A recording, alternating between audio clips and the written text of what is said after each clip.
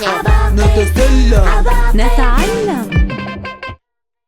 On the morning of the book fair, Sabah and Rabah woke up to the sound of Raghda, who was complaining of a stomachache. She had drunk spoiled milk the night before, even though everyone had warned her that it was old and it might be bad.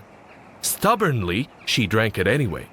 Sabah and Rabah suggested going to the doctor, but Raghda resisted, insisting it was just a minor pain that would pass soon.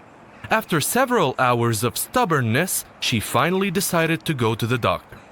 Raghda insisted on taking the route through the park. Sabah and Rabah objected because the park path was long and crowded, and they were in a hurry to attend the book fair to get their favorite author's signature, but Raghda insisted on her way. When they arrived at the doctor's, Raghda refused to sit on the examination bed, insisting the doctor examine her where she stood. After a long argument, Raghda finally followed her sister's advice and obeyed the doctor's instructions. Once they finished at the doctor's, they decided to head straight to the book fair. However, Raghda decided she needed to wear her colorful shoes, which meant going back home through the park before heading to the fair.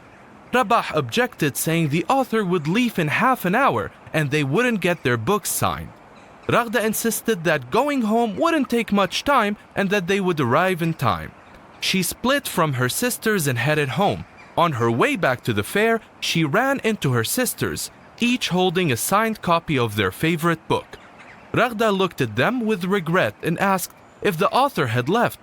Sabah answered, "He left after signing our books, but don't worry," and pulled the third signed copy from her bag, handing it to Raghda. She then said, "Listening to others' advice can be useful sometimes." Raghda smiled shyly and thanked her sisters, and they returned home together.